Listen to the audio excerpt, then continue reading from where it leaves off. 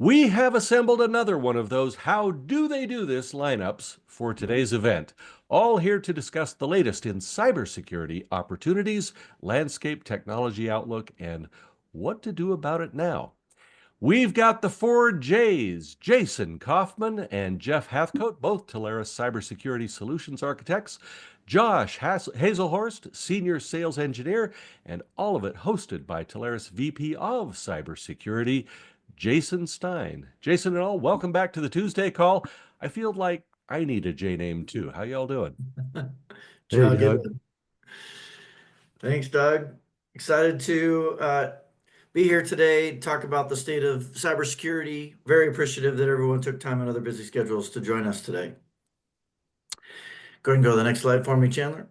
So, we have a great team. We've done a lot to add more cybersecurity providers over the last year. Angela Hefner and our supplier management team has really been very active over the last 365 days, adding some tremendous new suppliers to the portfolio. Very appreciative of all of her hard work. We're going to be adding a lot of really cutting edge suppliers to the portfolio. Thank you to Jeff Hathcote for being such a pillar for our cybersecurity practice. And then Jason Kaufman recently also joined as a cybersecurity expert and is now a solutions architect for cybersecurity. Excited to have him. And then Josh Hazelhorst has been, the staple when it comes to everything securing the advanced network from SD-WAN to SASE, ZTNA, and he's the guru. So we're very excited to have him join and talk about some of those cybersecurity initiatives. He's Next also slide for very me. pretty, Jason. Don't forget He's, that. yeah, super handsome. Most importantly, very sure. Thank you. So here's the agenda for today. We're going to do a year in review, talk a little bit about the landscape, what happened over the last year, what did your clients buy, what were some of the most requested services. We're then going to talk about what's 2025 look like. What are the pillars and approach that Telarus is taking? What is Forbes, Gartner, Forrester saying? The trusted leaders in the space. And then what is the cybersecurity education for 2025 going to look like, and how have we continued to progress? What are the hot topics that we think your clients are buying? Trends, topics. We're going to talk a little bit about some of the new suppliers that we've added and why we added them. And then all the resources. You're going to see that we have really made a tremendous impact on our Telarus University, put a lot of content for you in there to help you with your education and get you more seasoned and ready to have those business conversations when it comes to cybersecurity. Next slide for me, Chandler. So let's talk a little bit about what the landscape looks like. People always ask how many suppliers are in the portfolio for cybersecurity. We're over 60 now in the portfolio. We'll probably be closer to 75, 80 by the end of this year, which is huge.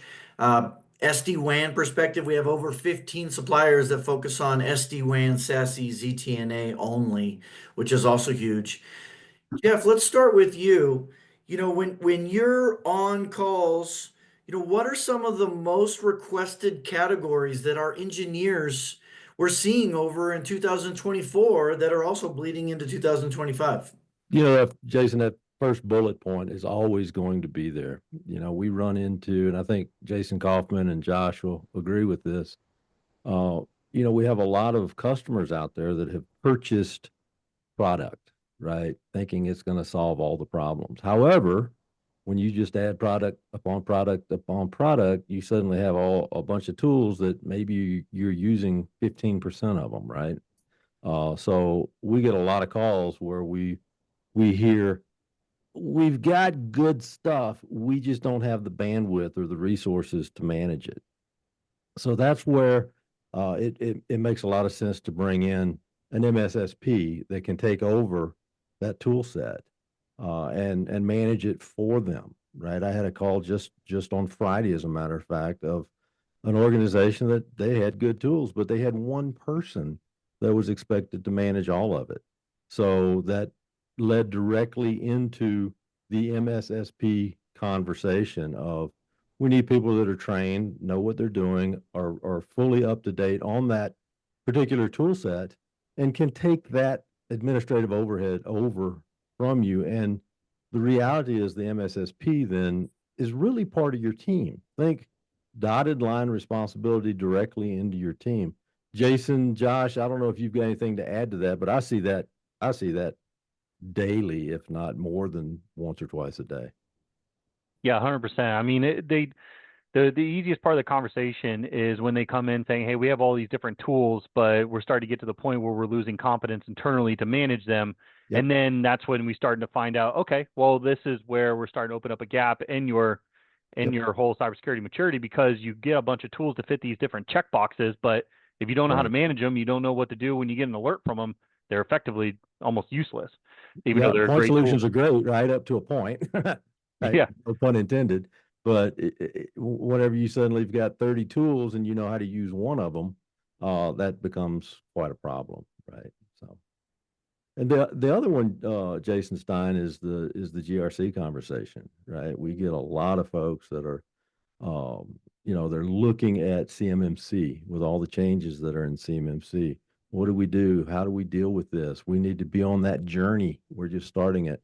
HIPAA is another one, right? HIPAA now has a lot of new requirements to it that folks may or may not be aware of, right? With all the controls that need to be in place.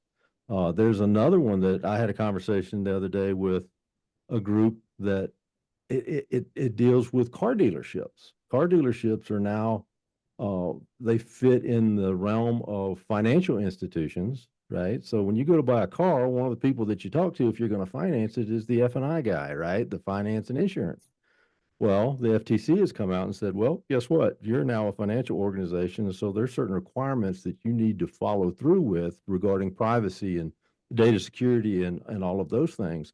And car dealerships are actually caught pretty flat-footed whenever they find out about this. So that's another big conversation. Obviously, I think every one of those bullet points, Jason Stein, is important. Those are things that we hear every day is what do we do about this? AI, right? AI, huge conversation point. What about the governance of AI, right? We got to get beyond the cool factor. We got to get beyond the fear of missing out piece when it comes to AI of, okay, we've got an AI engine or we're using an AI chatbot or whatever that functionality may be. How do we govern it? How do we make sure that we're securing it? How do we make sure that we're not doing the wrong things with it, right? And then obviously the one that's near and dear to my heart is identity and access management. With remote work never going away, right? So COVID introduced remote work, but now it's here to stay, I'm pretty sure.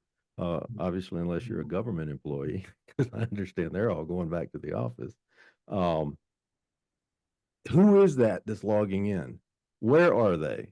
Is that the same? Is that the right person? So we need to ensure that we've got the right people that are getting into our systems, right? And then incident response is always going to be, incident response has always been very important, but it's something that comes up more and more. Because if you've ever hear me give a talk, it's not a question of if you get compromised, it's when you get compromised. And when you get compromised, what are you going to do? And that's where incident response comes into play. And that's more than having an incident response plan that was created in 2007.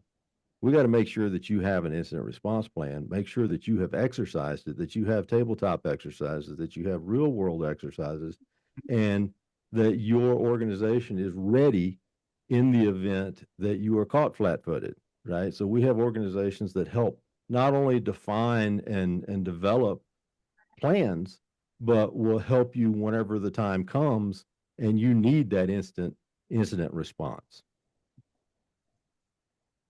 I love, so Jeff, your first point, and Jason also chimed in, the outsourcing of cybersecurity.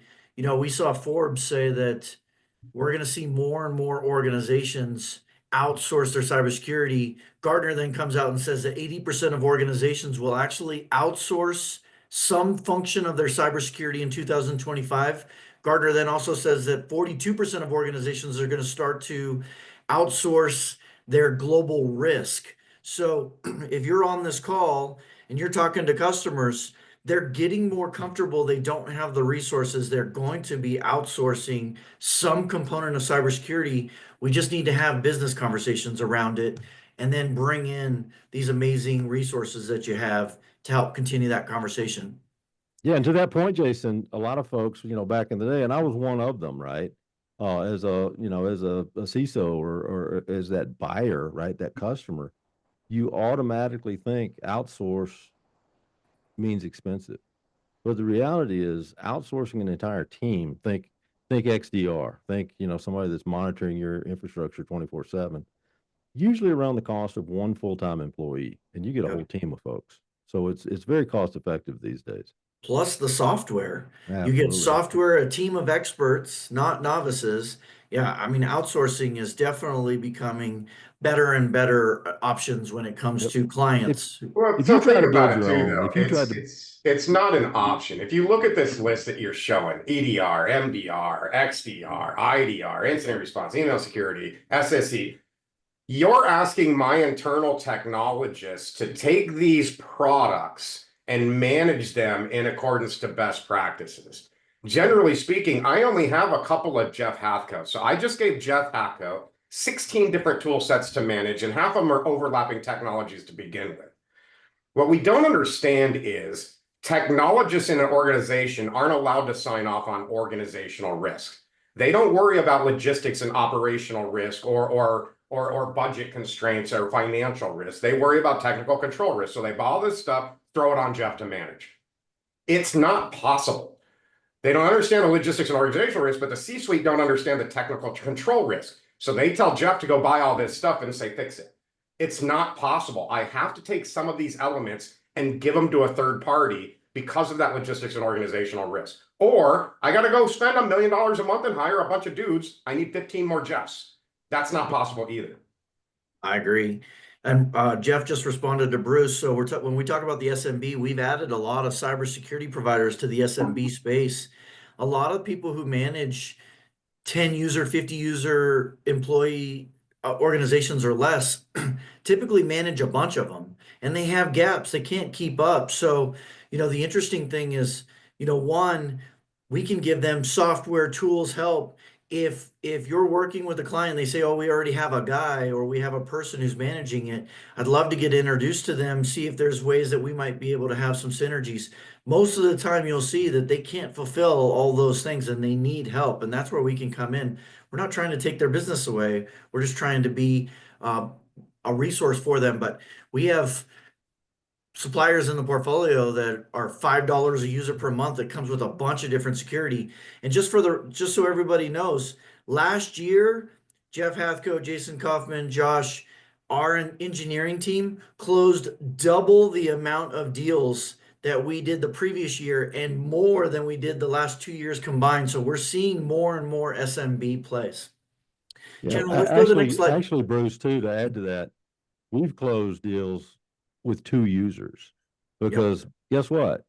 An organization with 2 users has the exact same problems that an organization with 200 users has, right? The risks do not go away. If not, I mean, they're maybe even compounded with the smaller number of users. So give me a call, Jason, Josh. We can definitely help you out with the SMB customers. So Carlos talks about the data center. So the last couple years, you really saw close alignment with Kobe Phillips, our vice president of cloud, and myself. And we kind of saw how CX, contact center, unified communication, became one conversation. And the same things happened. When we start to look at cloud and security, we're seeing them overlap a lot. But what you're going to see this year is securing everything, securing all the advanced solutions. So Jeff, I want to talk cloud first. How are we seeing security and cloud become more and more one conversation? And is it one conversation? Are people worried about moving that stuff into the data center and securing it more than they ever have? Well, cloud is you've all seen the meme, right? The cloud is just somebody else's computer, right? So if you think of working in the public cloud or private cloud you need the same security that you would have with an on-prem installation, right? So the same security aspects take place in the cloud that would take place on-prem or in a colo in places like that. So That really does not change. You need to be secure. And remember, a lot of people get confused. There's such a thing as the responsibility matrix. And a lot of people still don't know this, even though it's been out there for some time. But if you look at an AWS or an Azure or Google, they will tell you that the provider, the cloud provider, so in an Azure world, Microsoft is responsible for the security of the cloud. However, the customer is responsible for the security in the cloud, right? Just because you move to the cloud does not mean you're secure. You still have responsibility. Jason Kaufman works in the cloud security space quite a bit, right? And I know he sees the exact same thing. There's a misnomer that, oh, we're good, we're in AWS. Well, no, that's just part of it, right? You're basically renting equipment now, but they're not going to do the security for you. There's certain built-in security components, but you are still responsible for ensuring that your cloud installation is secure, your users are secure, your data is secure. Jason, you got anything to add to that, Kaufman? Yeah, and also Jason Kaufman, not only are you seeing that, but now we haven't really seen CX and cyber overlap as much, but now with AI, the AI adoption, Jason Kaufman, let's talk a little bit about where is AI being hosted? How are we seeing security be part of that AI conversation, CX conversation? Yeah, it all comes back to the data. What data is the employee putting in it, and then what data are you training that AI model with?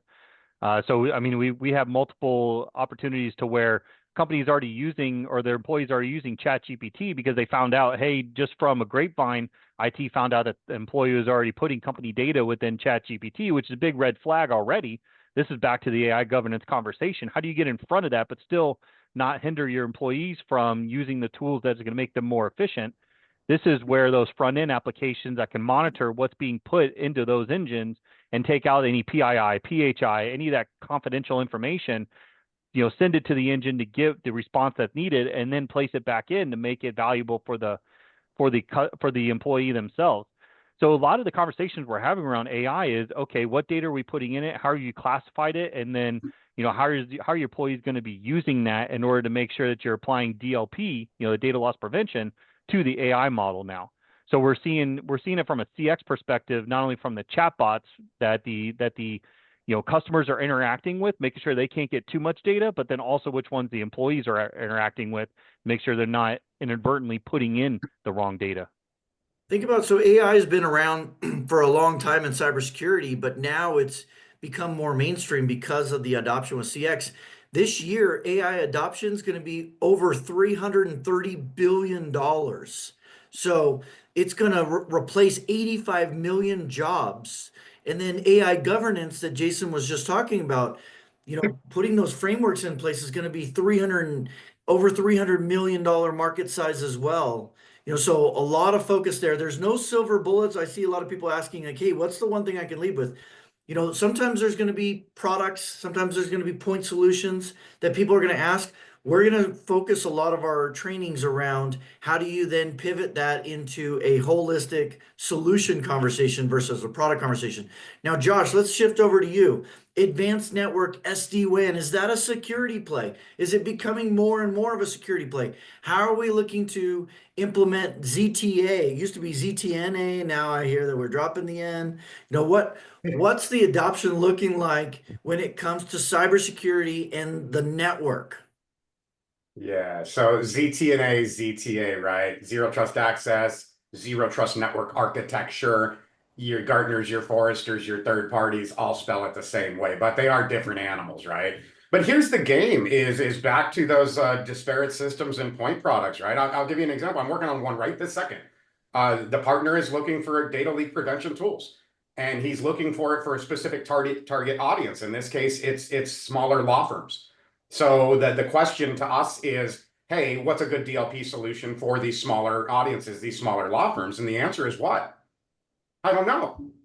What have they already invested in? What have they already bought? What kind of firewalls do they have? Did they already invest in platforms like your Proofpoints and your Mimecast that I can just turn it on? My point is, do they already have platforms that I can just activate this control set? When we're talking about SD-WAN and advanced networking or whatever, and I saw a question in the audience too, right, is, hey, what about all these tools and giving these customers a single pane of glass? Okay, let's talk about this. Let's talk about old world. I go buy all those things that you showed earlier. IDS, IPS, UTM, MDR, EDR, XDR, blah, blah, blah, blah, blah. Throw all this crap out there, right? And now I have 15 pieces of software that Jeff Hathcote has to manage in order to do his job before he can go home. Is there a way to suck all that telemetry into a single pane of glass? Hell yes. Companies like Comcast, Masergy, right? Companies like Quest, companies like your Thrives, companies like your Foresights, right? They've taken all these SOC 360, Open SOCAS operators, right? Security Operations Center as a Service operators, have created these bundles of, let's take all the telemetry from everything you ever bought, that you already bought, Mr. Customer, suck it in through an API hooks into one interface, one user interface to manage all 17 of these things. You just saved my life from an administrative point of view, right? Yes, you can absolutely do that. So now I can service chain multiple point products and still give my customer a single pane of glass under a managed service operator like a Comcast Masergy as an example, right? I can do that. Or if this is an evergreen opportunity, it's a net new opportunity, if this is an expansion, if all those tool sets or some of those tool sets are getting long in the tooth, end of contract, end of support, is now the time to look at platforms as a service. And what I mean by that is, are there SASE, CASB platforms out there that will do, here's my router, here's my next gen firewall, I can turn on IDS, IPS, UTM, EDR, XDR, SEM, SOC, blah, blah, blah, all these things in one support portal, in one device to manage all of my locations in a single pane of glass and do all these things? Are there these magic buttons that give me unified security as a service with one appliance and one piece of software? Absolutely there are. And those are those CASB, SASE engines, Adaptive Networks, Versa, Ariaka, Cato. God, there's probably 4 or 5 more of them that people never heard of. Some of them have been out here for years. Some of them have been here and gone out of business, right? So we got to be careful of which one is correct for us. But my point is, if I was going to start brand new, would I go a PaaS platform and just activate controls as my personal cyber maturity modeling advances? Or do I continue to service chain multiple third-party applications, hardwares, and softwares and have a provider help me with that API hook? There's no right or wrong answer, Jason. I guess the right or wrong answer is, what investments have you already made, Mr. Customer, that we have to protect? And what investments are we ready to rip and replace and make your life easier? I love it. Thanks, Josh. So it's interesting. What are we doing every single year? We're working with customers and they're throwing more money at cybersecurity. Yet what's happened? 2 years ago, global criminal damages were over 8 trillion. Last year, we threw more money at it. It was over 9 trillion. This year, it's projected to be over 10.5 trillion annually. So you're going to continue to see more money thrown at cyber, but yet the damages are continuing to increase. So, the market cap for cybersecurity is going to be 212 billion this year. That's almost double actually what CX is going to be. So you're seeing a lot of uptick in adoption towards cybersecurity. The things across the bottom here I want to talk about a little bit. Those are the things that Forbes, Gartner, Forrester all said were going to be big focus points for customers this year. You already heard about securing AI. You heard about governance, risk, and compliance. That compliance piece is definitely coming out more. Risk is being driven down by board of directors. Risk is going to be huge, but clients are having a hard time getting one specific tool that can be a resource for them for their documents, help them when it comes to passing audits. And so we're spending a lot of time focusing on the GRC. Jeff Hathcote, let's talk about the third one. What is threat hunting and detection? Why is it important? And how do partners on this call bring it up in a business conversation?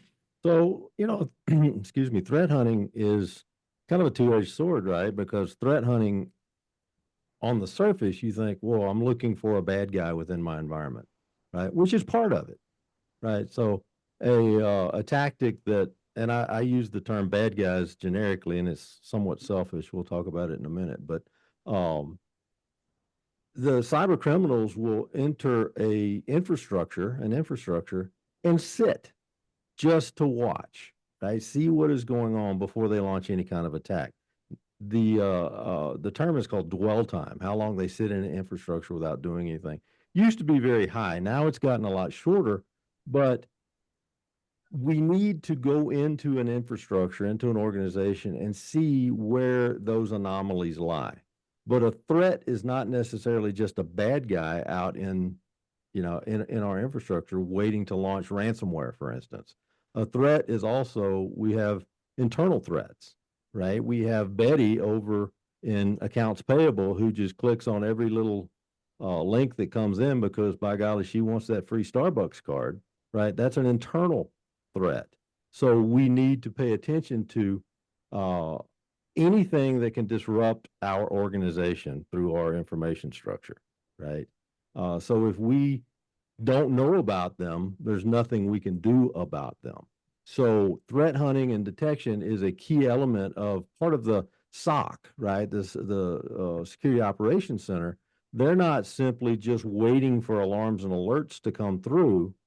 They're doing what are called active threat hunts, where we're looking for those anomalies. We're looking for those user accounts that don't necessarily belong there. We're looking for files that don't necessarily belong there. Some of these can be caught automatically via certain tools, but others require that human interaction to be able to go in and understand what is happening within that infrastructure. That is a key element.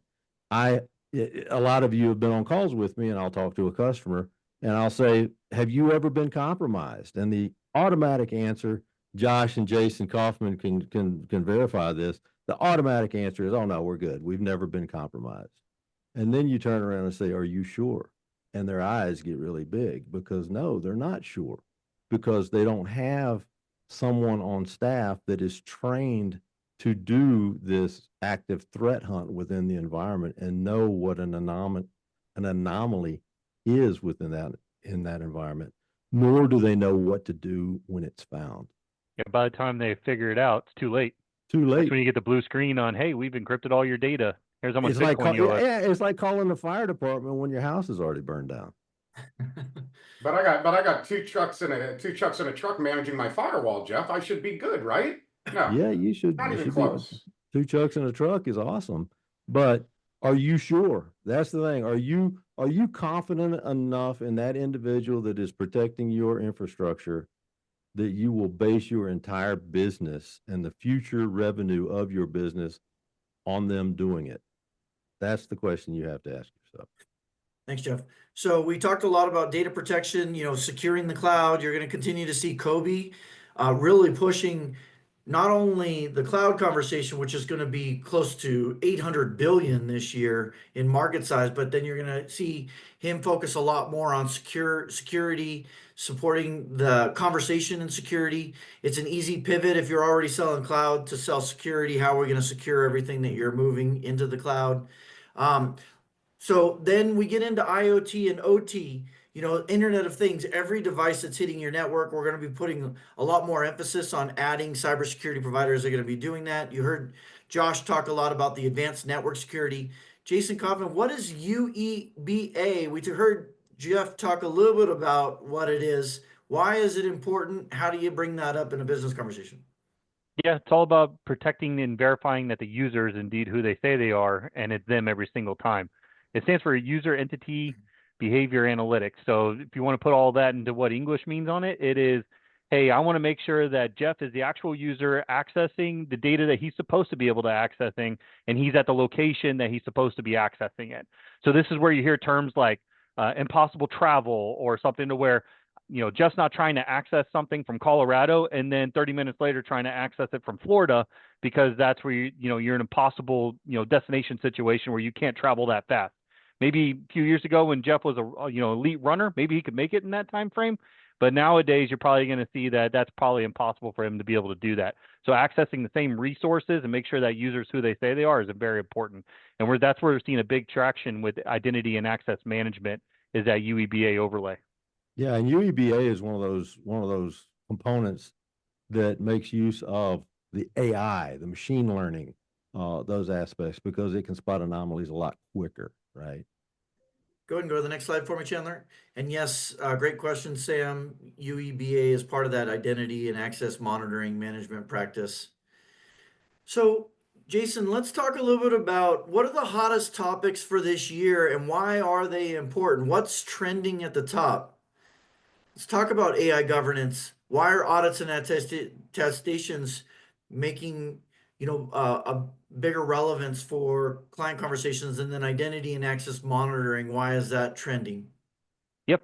I mean, I think we definitely hit on AI governance a lot, with trying to get ahead of something that was just a powerhouse coming into the market, and how our team's supposed to protect it when the shadow aspect of it is heavily overutilized, because people are just seeing, hey, this is in the news, my friend's using this, I could use this to make myself more efficient. I don't want to write that massive marketing material. I can go do this on, using an automated tool. So now we're starting to get that governance aspect and trying to tailor back that conversation on, hey, teams, enable your employees with items that you could control, rather than coming in after the fact and trying to save the day, post implementation. So AI governance is massive, because it all comes around protecting the data, and that's where the customer's bread and butter is. That's what the threat actors are coming for, whether it's locking you out from the data or it's trying to steal your data in order to leak it. Whatever way they're going to try to get their money on whatever extortion they want to go for. But AI governance is big. And then the next one, audits and attestation. The reason why those are massive is because customers want an easy button in order to, align to some framework or some compliance. Legacy, we've always been able to do the gap analysis. We have no less than 15 to 20 providers that can do a gap analysis on the majority of the most popular frameworks: HIPAA, PCI, CMMC, NIST, ISO. Whatever those are, we've been able to form, hey, here's where you're at today. Here's prioritize what you need to do in order to fulfill the rest of the controls for that framework. But now customers want the holistic approach, where they want somebody to come in and actually give them that stamp of approval on, hey, I can put this on my website. I can, give this to customers that I could pass their, third-party risk mitigation requirements. But that attestation piece of it is big, and we're getting asked for the whole picture. So we brought on a C3PAO for that. So CMMC level 2 compliance. We have a C3PAO. We have a high trust alliance provider. We have. I understand. Hey, Jason, can you explain the C3PAO piece? Because there's a lot of folks that may not know what that right? is. It's a Star Wars character. Yeah, it's not so, C3PO. So there's 3 different levels of CMMC. You have this. They have the first level, which is just a self-attestation. You can say you applied it. You are compliant through these specific controls, and here's how we do it. You can hand that paperwork to whoever and say that you're CMMC level 1. CMMC level 2, which is basically where everybody really needs to be, and actually to sell into government entities. That a lot of the requirements now, you need a third-party assessor to come in and actually perform that audit and give that stamp of approval. So these are folks that went through all the validation, the training, and everything to say, hey, we are experts at CMMC level 2, and we can attest that these folks adhere to all the controls that are required there. So C3PAO is the term of those auditors for the level 2, and then level 3, you actually have the government actually come in and do it. So for the majority of the opportunities we get in CMMC, level 2 is what companies are looking for, and now we can take that all the way from start to finish. Love it. Thank you. So you're going to see us look to expand the portfolio. We had a lot of conversations around passwordless, facial recognition, studying your behaviors of your mouse and how you type on the keypad. We have TrueU, ECI. We're looking to expand that a little bit more. Security awareness training. We've been asked a lot for other types of languages to do that. So you're going to see that. What is software OEM licensing? That's CrowdStrike, Carbon Black, SentinelOne, Fortinet, Palo Alto, anything with a licensing component. And Gartner says that security software is going to be a $101 billion segment this year. So we want to make sure we have contractual agreements in place so that if your clients ask for just software licensing, we can help fulfill some of that stuff. But then the security services component on that is up 15%, is going to be $86 billion. So we want to then talk about, all right, you want to buy licensing. Is your team robust enough? Can they take care of it? Do you need help? Are you going to look to have someone layer on the services aspect on top of that? And that's where we can get into that. More data classification and DLP. Data classification, you heard Jeff talk a little bit about it. We're going to look at the data and be able to identify, especially California's Consumer Privacy Act and other statewide compliances, have made changes come January. And so people are going to have to implement a lot of new things. And then that's your data at rest. DLP is data loss prevention. That's your data moving, your data in motion. So we're going to continue to add that. Government contractual vehicles as well will be huge. And you already heard us talk about the other two. Chandler, next slide for me. So let's talk a little bit about these. I'd like for you guys to weigh in on some of these suppliers that we recently added and why did we add them? I think that there's some great names on here. You know, what were some of the points that put them over the top? Jason Kaufman, let's start with you. Why don't you take the top row? Jeff, why don't you take the middle row? Okay. Yeah, so we got a big demand for companies, especially when Microsoft started pushing their Copilot for security. They wanted that AI ML engine to be the front-facing piece of the SIM tool, to where somebody can interact with it with human language and actually be able to get a response that nearly anybody can understand. You don't have to be a SOC analyst anymore to actually, look in a SIM tool and get what telemetry and react to an alert that comes in there, because the system will actually give you 5 steps and pull all the root cause analysis all into one alert and give it to you in human language to, really a new person out of college could actually understand it. So the reason why Agile Blue was very enticing was because they took a SIM tool called Elastic and they trained their own large language model to it to be their own version of Copilot. And it actually gives that interface to where they could do it as a platform, or they can actually manage it as a service. And it's an enabler for a cybersecurity team or even a C-level folks to go in and actually ask the questions on, hey, what's going on in my cybersecurity posture, or how many alerts have I been protected against today? And they don't have to know the lingo or anything. They can just type it in however they see fit and get that response. So the cool platforms like that are enabling cybersecurity teams to not just have to be a 7 to 10 year cyber analyst to come in and actually perform effective management and monitoring. You can do that with an Agile Blue or a Copilot platform. Oriento is the one that we were talking about, that C3PAO. Know them, love them. They're the ones you bring in to actually perform that attestation for that CMMC level 2 compliance. And then they can also do the full gap analysis. They're very proficient with the FedGov. They have a very high government competency. But the one thing you want to watch out for is you don't want the same company performing the gap analysis for CMMC level 2 as the one performing the attestation.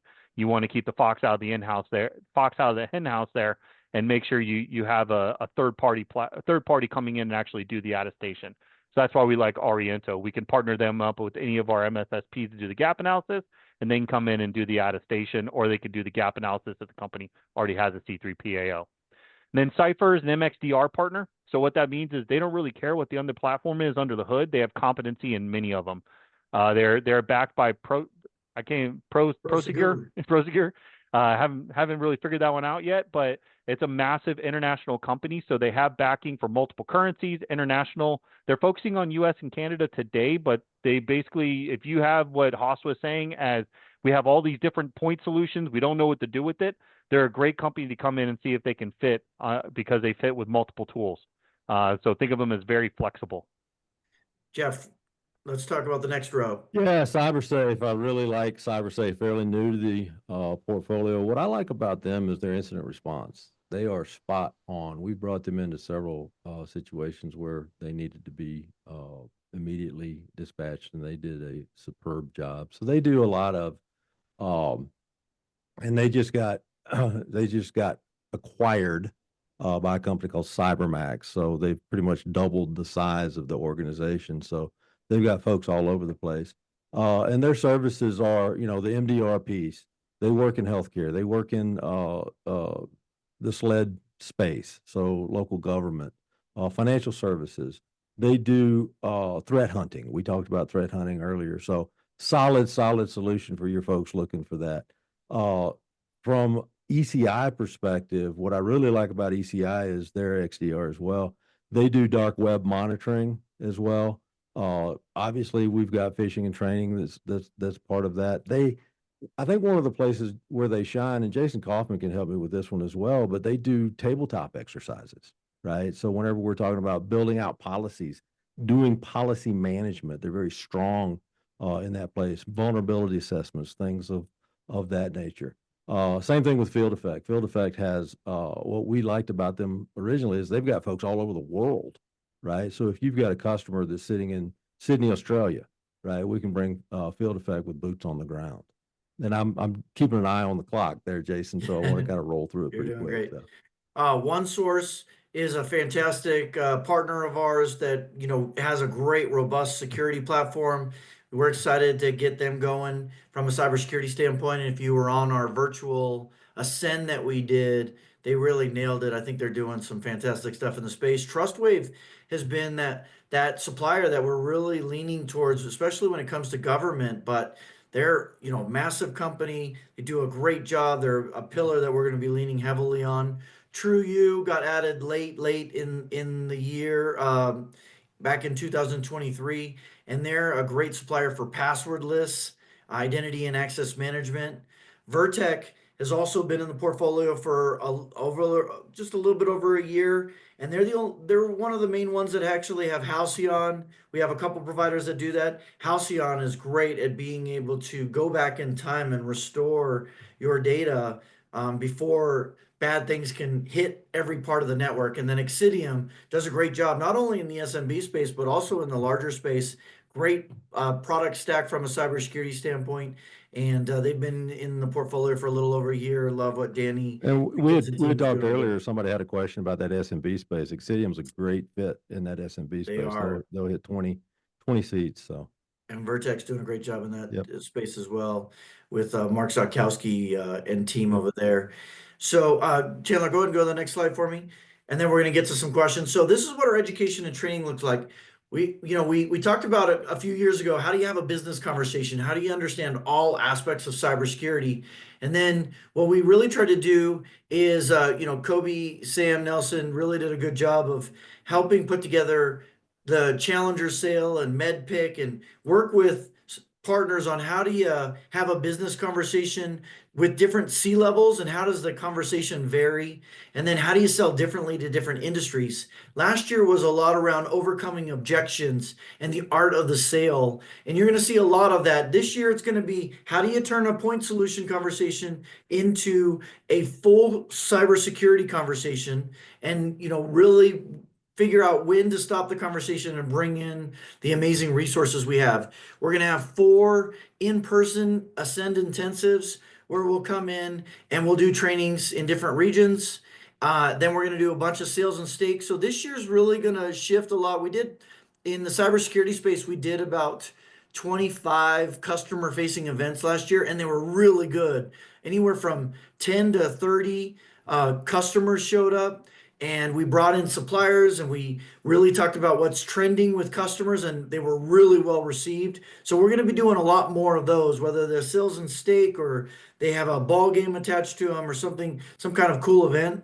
And then we're going to be doing those technology summits, and you'll see us participate more heavily in security than we have in the past, really focusing on how does security play into technology with customers, especially in artificial intelligence and other things. Because if you saw the trends report that Telarus came out, cybersecurity was top 2 in conversations. We're going to have a couple of partner advisory councils. If that's something that you want to participate in, reach out to your local XPDM. Let them know that you have some interest in attending. We're going to be doing a lot of cybersecurity trainings and lightning events in regions near you. I'm going to spend a lot of time on the road this year to really make sure we're doing good road shows. Some of them will be partner facing, some of them will be customer facing. And then Jeff has done this really amazing Think Like a Bad Guy event, and we're going to try and do a bunch of those or a couple of those in person. So Jeff will be traveling, so you get to hear some about that. He's got the stickers showing it. And then, maybe the name might change, but Jason Kaufman's talking about doing some hidden gems. Some might be virtual, some might be in person, but some nuggets that I think are out there that the average partner doesn't always think about. And then Hazelhorse is going to come in and really talk about SASE, ZTA, ZTNA, how that conversation is evolving and adapting, and how we can best support you. There's a lot of content for you. We have a ton of blogs out. We have white papers out. We have some really amazing mesh architecture that the team helped come up with. Kobe really did a good job of helping us put that together as well. You have these HIT series that we're going to continue to do. And then please reach out to your engineers often to get training. Don't just reactive when you have an opportunity. Look for some proactive things. Telarus University, we've dumped a lot of stuff in there. Our suppliers are putting a lot of 2 to 5 minute videos in there. You can learn and get better. Next Level Biz Tech is amazing with Josh Lepresto, and he showcases a lot of different conversations in all the advanced solutions and how security plays a role. And then, of course, you have the HIT on demand that we're looking at. So with that being said, Doug, what kind of questions do we have from the audience? Wow, power-packed presentation, a lot of information there, and I couldn't agree with you more on those resources that you just cited. We have so much available. Hathcote said earlier on that we've got to get people past the cool factor when we talk about AI, and especially as we consider its impact on cybersecurity. And I think to a great extent, from what I hear from our advisors and from some of their clients, a lot of those folks have gotten past the cool factor. It's the end users that are still kind of stuck there. But they've gotten past it, not necessarily into a better place. They're concerned. They're worried about compliance. They're worried about not opening up doors that they don't want to open for those end users. For the average advisor that's going out there now trying to address these issues with their clients, what are the top 2 or 3 things that you'd recommend in terms of making sure that they are aware and prepared of the things they need to know?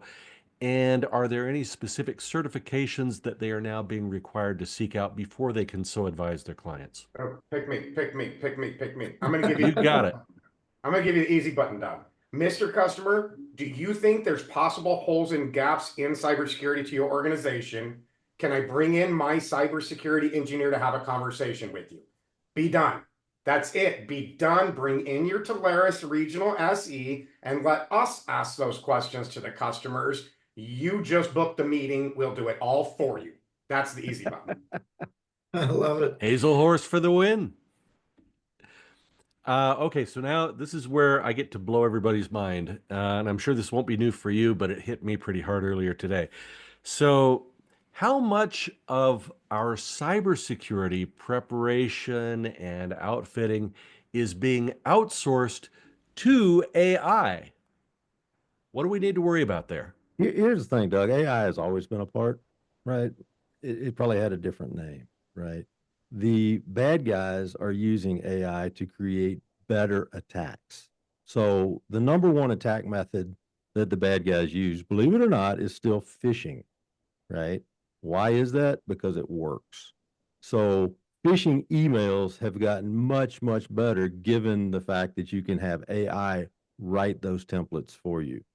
Likewise, from a defensive posture, we are using AI to spot those things that are AI generated. Generative AI is that thing that generate a picture, generate a video.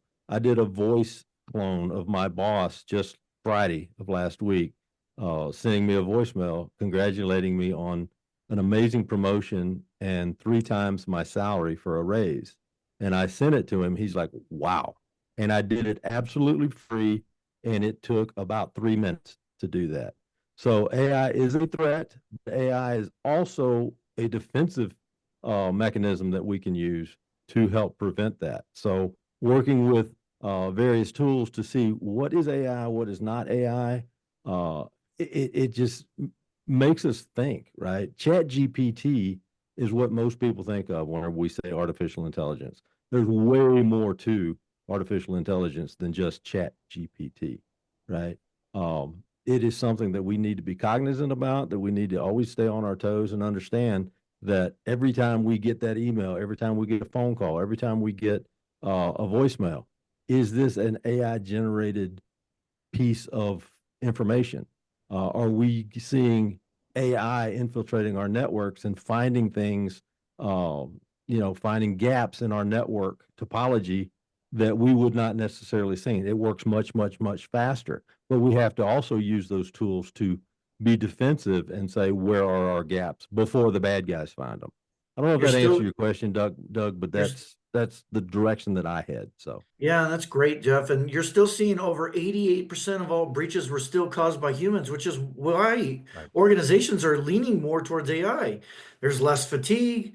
They don't make errors. There still needs someone to govern them and watch them, but 85 million jobs being displaced by artificial intelligence because companies are worried about a human causing those issues and taking down their organization.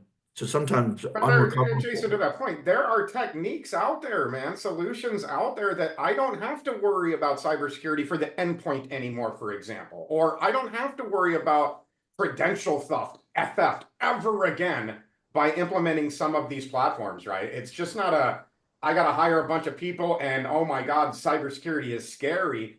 Yes, there are platforms that automate, phishing and automate malicious activity, but there's also platforms that eliminate the risk. Yep. So again, bring in your SE, have these conversations. There's actually, Doug, there's a new position that's kind of popped up, and I've been seeing more and more of it, and it's called a prompt engineer, and that's a brand new position that nobody's ever heard of, right? And what a prompt engineer is somebody that is well versed in creating very complex prompts for AI engines to do what they want it to do, how to fool an AI engine into doing something malicious whenever it's trained not to do something malicious. So it's a moving target. I've always used the term Moore's Law. Back in the day, Moore's Law said that we were going to double compute speed every 12 to 18 months. And I apply Moore's Law to cybersecurity, except we get new threats and new cybersecurity things, right, for lack of a better term, about every 20 minutes. So just watch. It just changes so rapidly. We just have to stay ahead of it. And the Telarus engineers are very good at staying up with latest trends and threats and what is going on in the real world. I have to agree with you that that is absolutely the best possible resource available to our advisors. I do want to sneak in one quick question from Michael McCall that came in earlier.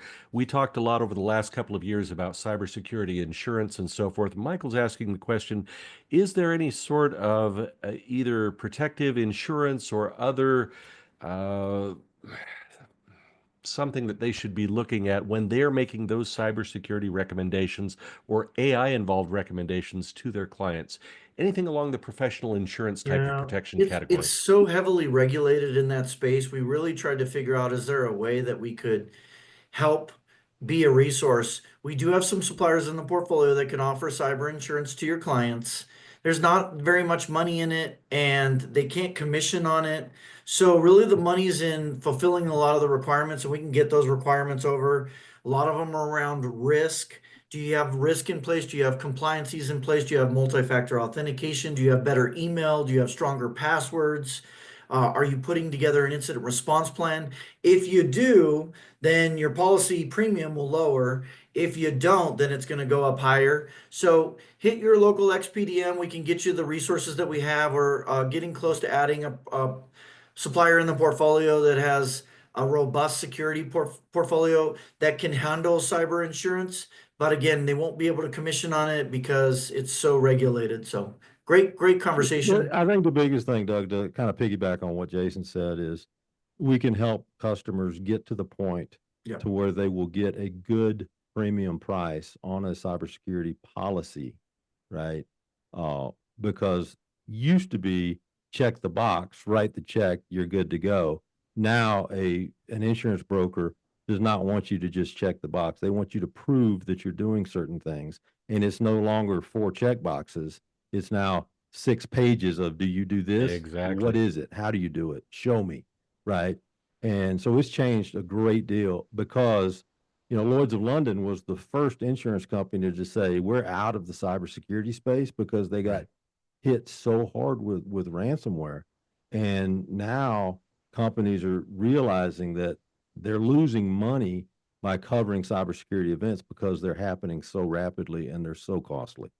And more specifically to Michael's question, do advisors themselves need any sort of protective insurance as they advise clients Yeah, that's a on great question. cybersecurity issues? I would always recommend for Yeah, anybody that's in a professional agreed. services organization to have an umbrella policy. Good example, my daughter is a neonatal intensive care nurse, right? She has an umbrella policy just in the event something happens and she gets sued personally. I have an umbrella policy just because who knows, right? I think it's best practice. Is it a requirement? Absolutely not. But think through it and say, is this belt and suspenders for you? I'm obviously not the authority on any kind of insurance coverage or anything like that, but anything you can do to protect yourself, because everybody makes mistakes, right? Talk to an Absolutely insurance. true. And I apologize. I've got to run here. I'm so up against Yep. the clock, but this is so fascinating. Again, just the disclaimer, we are not attorneys. We are not insurance salespeople. We can't advise you in those things necessarily, officially. But as Jeff said, wise to consider some of the options that are out there. And of course, if you have specific questions, take those to your Telarus engineer and anyone else who can advise you on that. But we have so many resources that can help. Guys, I could go on with this for another 45 minutes, and I wish we could, but thank you all. Terrific presentation today. All of this, of course, recorded and available in Telarus University later today. Jason, 10 seconds for you. Sum it all up for us. Yeah, look at $212 billion cybersecurity this year. It's an easier conversation than you think. Please go and start the conversation.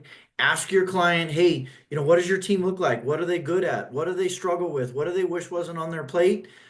What if I had some resources that could come in and whiteboard your environment, have a business conversation with you, not try to sell you anything, just be an extension of your team? Would you be interested in that type of support to help put good security measures in place and just see what happens?